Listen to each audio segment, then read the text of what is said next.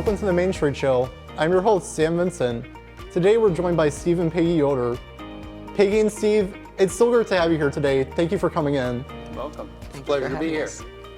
Yeah, so I invited you today because you two brought the pumpkin people to Ashland.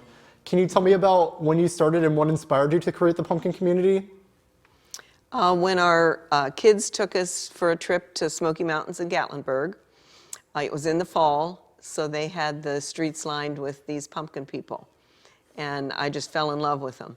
And after we got back, I couldn't stop thinking about them. And I told Steve, I said, I want to see about getting the pumpkin people to Ashland. He thought I was a little crazy at the time, but I pursued it. I called the city of Gatlinburg to find out about the pumpkin people, and they gave me the name of the artist, the creator, and I called them and to see what would be involved, and they were in process of getting me information. And in the meantime, I contacted the mayor at the city to see if he was on board with us, and showed him some pictures, and they were very much on board. I thought it was a good idea. It was fun to see how much enjoyment the pumpkin people brought to the people who are down in Gatlinburg, and thought, well, shoot, we could bring that back to our community as well. And I did think that Peggy went a little bit overboard with it, but it was a good idea, so I'm glad she did. Yeah, that's great. So what makes the pumpkin people of Ashland stand out from other communities with similar traditions? Well, I don't think you'll find the pumpkin people anywhere else in Ohio. And they just give people a good feeling. Last year, so many people said they just made you smile. And, you know, makes people happy, and the kids liked them. Grandparents, great-grandparents liked them. We saw everybody walking downtown to get their picture with the pumpkin people. And we just wanted to do something that would bring enjoyment to the people of Ashland. Yeah, that's great. So what was the process like of donating the pumpkin people to the city of Ashland? Well, like I said, I contacted the mayor, and he was very much on board with bringing them here. And so I worked with the company about what I was interested in. They totally create them. It's not like you can go in a store and pick out certain ones and say, I want this one, I want that one, and they will do anything that you want.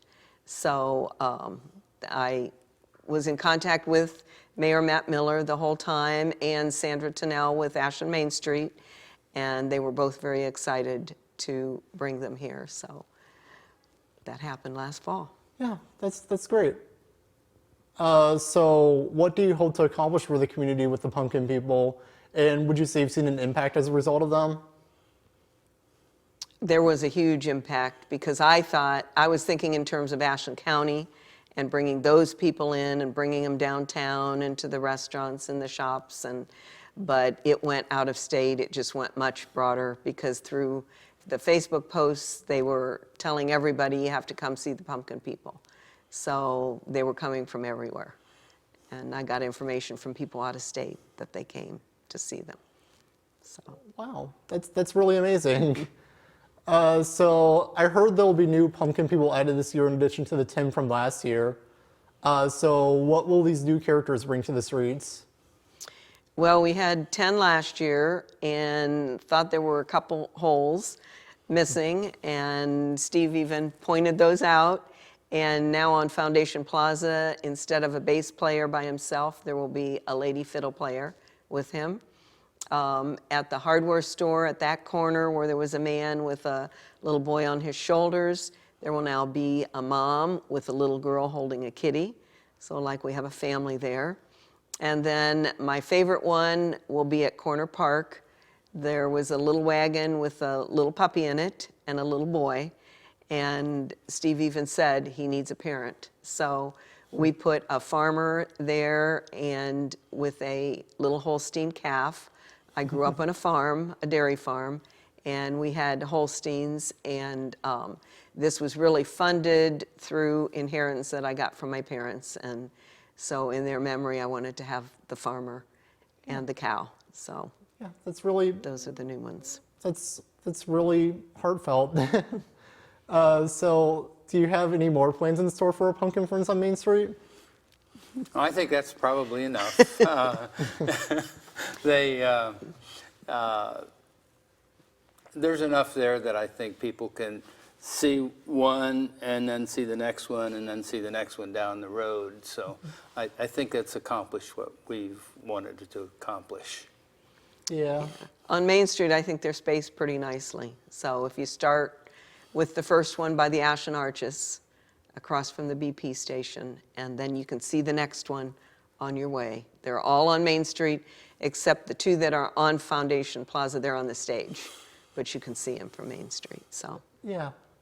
And then my last question is, do you have a favorite character?